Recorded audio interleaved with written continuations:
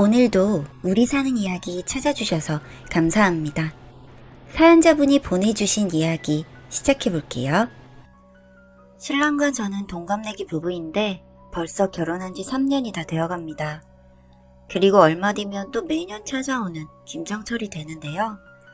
저희는 늘 김장철이 올 때마다 집에서 전쟁이 벌어지곤 해요. 바로 김장 때문인데요.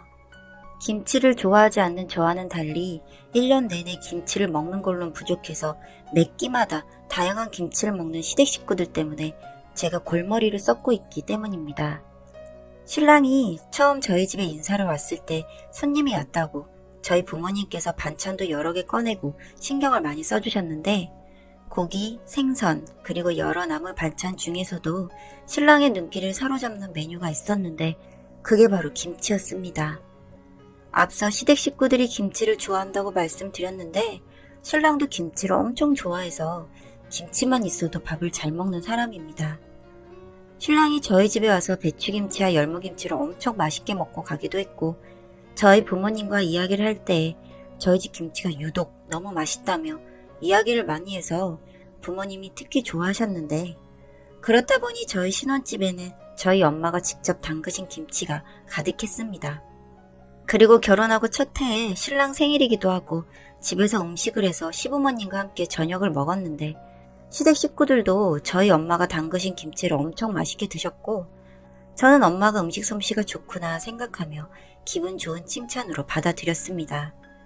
그리고 며칠 뒤 시어머니께 전화가 와서는 그날 먹은 김치가 너무 맛있었다며 혹시 조금 가져갈 수 없겠냐고 하셨고 저는 김치를 잘 안 먹다 보니 흔쾌히 알겠다고 해서 몇 포기 챙겨서 보내드렸어요. 그리고 나서 그 해에 시댁에서 김장을 하게 되었는데 원래 김장이라는 게 집집마다 맛도 다르고 하는 방식도 다르잖아요.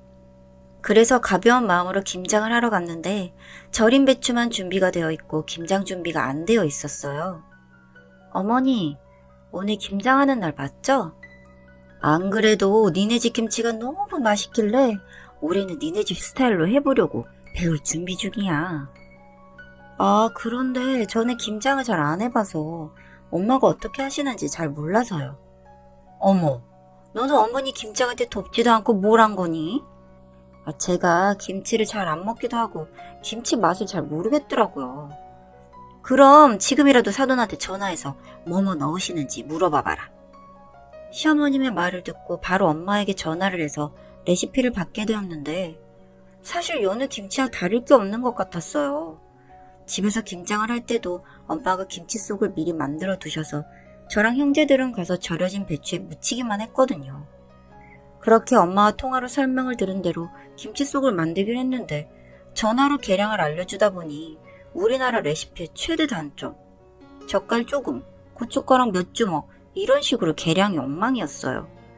그래서 김치소를 만들어두고 결국 시어머니가 간을 새로 하셨고요. 저는 그럭저럭 김장김치 괜찮게 먹었는데 시어머니는 김치를 먹자마자 저희 어머니가 만든 김치가 훨씬 맛있다며 툴툴거리셨어요. 예, 안 되겠다. 다음번에는 김장할 때 혹시 어머님도 같이 김장하라고 말씀드려봐. 네? 저희 집은 김장을 매년 하는 것도 아니고 해도 형제들도 다 같이 해서 아마 힘들 것 같아요. 요즘 엄마가 어깨도 아프다고 하셔서 아마 이번 김장도 못할 것 같고요. 그러니? 그래도 시간 되면 같이 하면 좋을 텐데 그 맛이 안 나서 아쉽네. 그렇게 김장을 끝내고 김치를 받아서 집으로 왔고 퇴근하고 집으로 온 신랑이 남은 수육고기에 김장김치를 먹었습니다.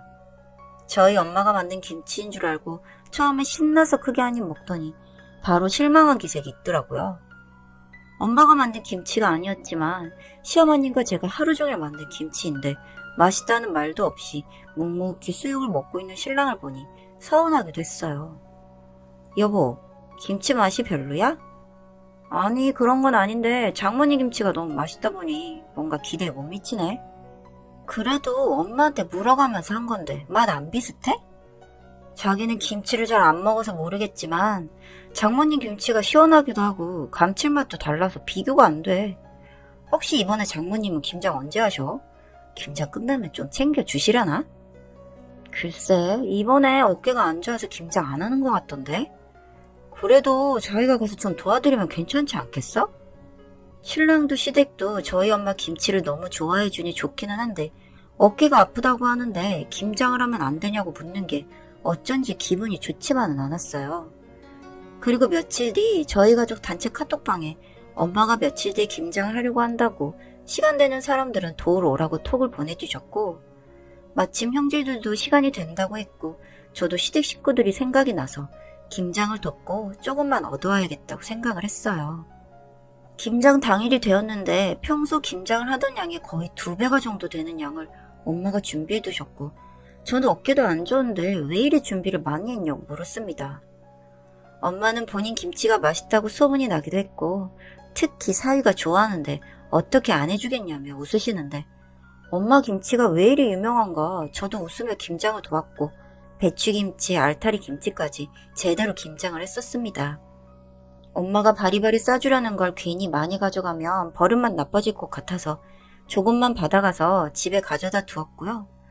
그 해에는 그렇게 지나갔는데 문제는 그 다음해였습니다.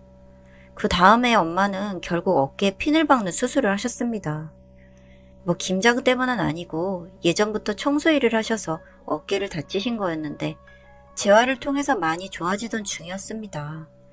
그러던 차에 어깨를 다치셔서 수술 때문에 퇴직을 하게 되었습니다. 어깨 재활을 하면서 엄마가 음식에 취미를 더 붙이셔서 밑반찬을 종종 해주셨는데 신랑이 엄마의 김치 말고 다른 반찬들도 너무 맛있게 먹었습니다. 그러다가 신랑이 저희 엄마와 통화를 하는 내용을 듣게 되었는데 지난번처럼 올해도 김장김치를 해주시면 안 되냐고, 밑반찬도 그렇고 너무 맛있다고요. 그리고 제철 반찬이라 더 좋다고 하는데 그냥 단순히 안부전화처럼 들리는 통화 내용 중에 걸리는 부분이 있었는데 그게 바로 김장김치였습니다. 어쩐지 작년에 어깨가 아파서 김장을 안 하기로 했는데 하는 게 이상하다 싶었습니다. 그 말을 듣고 기분이 엄청 좋지 않았는데 마지막으로 신랑이 하는 말을 듣고 이성이 끊겼습니다. 장모님, 일도 어차피 쉬시는데 그 시간에 김치 좀 여러 종류를 담궈서 저한테 파세요. 그래도 제가 파는 김치보단 더 비싸게 쳐드릴게요. 아무래도 청소일은 힘드실 테고 다른 일도 할 만한 거 마땅치 않으실 텐데 저도 그렇고 이상하게 장모님 김치가 맛있어서 자꾸 찾게 되는데 와이프가 자꾸 장모님께 말하지 말라고 하네요. 음식 잘하는 게 얼마나 좋은 건데. 저희 부모님은 일을 잘 안 했어서 그런지 그 약간 시골령 같은 맛이 안 나요. 그 말을 듣고 냉장고로 가서 김치 한 포기를 꺼내 통화 중인 신랑의 얼굴에 던져버렸습니다. 신랑은 전화기를 들고 어리벙벙한 표정이었지만 제 눈에는 제가 사랑해서 결혼한 사람이 아니라 아주 싸가지 없고 예의 없고 오만방자한 사위라는 탈을 쓴 기생충이 있었을 뿐이었거든요. 신랑은 황급히 전화를 끊고 저에게 왔고 저는 한평생 일만 하다가 결국 다쳐서야 겨우 일을 쉬고 있는 엄마가 안쓰러운데 그런 엄마를 또 일을 시키려고 하는 신랑에게 화가 났고 그 전해에 그렇게 어깨가 아픈데도 사위에게 주겠다며 김장을 한 엄마에게 미안했어요. 제가 미리 알았거나 신랑이 말을 하지 않았다면 수술하지 않았을 수도 있거든요. 그날 김장을 하고 김치통을 옮기다가 엄마가 허리까지 삐끗하셨는데 사위라는 놈은 정신 나간 소리나 해대고 있고 당신 미쳤어? 아니 자기야 왜 화를 내고 그래? 우리 엄마가 작년에 네 새끼 김치한다고 가뜩이나 아프던 어깨나 아작나고 허리도 삐어서 병원 다닌 걸 아는 새끼가 또 엄마한테 김치를 해달라는 말이 나와? 왜? 30평생 다른 김치 잘 먹다가 갑자기 우리 엄마 못 괴롭혀서 안달이야. 그리고 돈을 줄 거면 진작 챙겨주고 말이라도 이쁘게 해야지. 우리 엄마가 거지니? 그런 의미 아니야. 자기가 화내지 말고 내 말 들어봐. 저는 눈에 보이는 것도 없고 속상해서 바로 시어머니께 전화를 걸었습니다. 어머님, 저예요.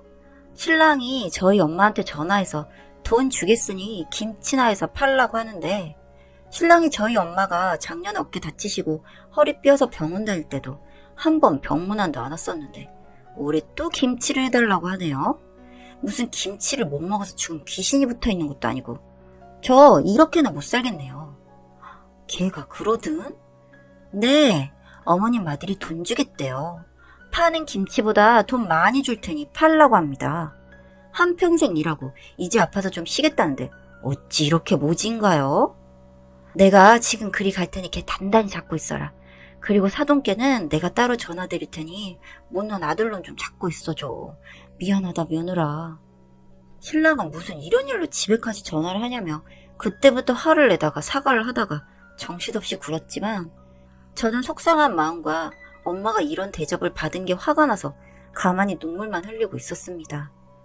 그리고 곧 시어머님과 아버님이 오셨고 아버님은 들어오자마자 신랑의 싸대기로 후려치고 베란다로 나가서 빨래 건조대를 들고 와서 신랑을 때렸습니다.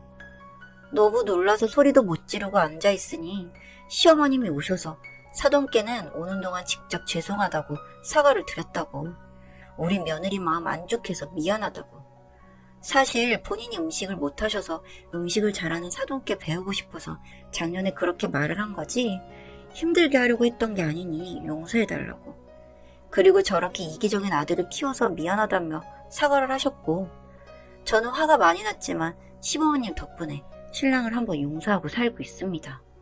몸이 나으신 엄마는 아직도 무슨 상황인지 모르고 올해 김장을 할까 생각을 하는데 형제들이 미리 김장김치를 구매해서 엄마 집으로 배송시켜뒀어요. 그리고 그날 이후로 신랑은 저희 엄마의 김치 이야기는 입 밖으로 꺼내지 않았고 저와 저희 엄마에게 사과를 했고요. 저희 본가가 김장을 하지 않는 대신 시어머님은 저희 엄마의 김치 맛을 따라잡겠다고 계속 도전 중이십니다. 다만 다른 점이 있다면 그동안 김장에 참여하지 않았던 신랑이 함께하는 참여 정도가 되었겠네요.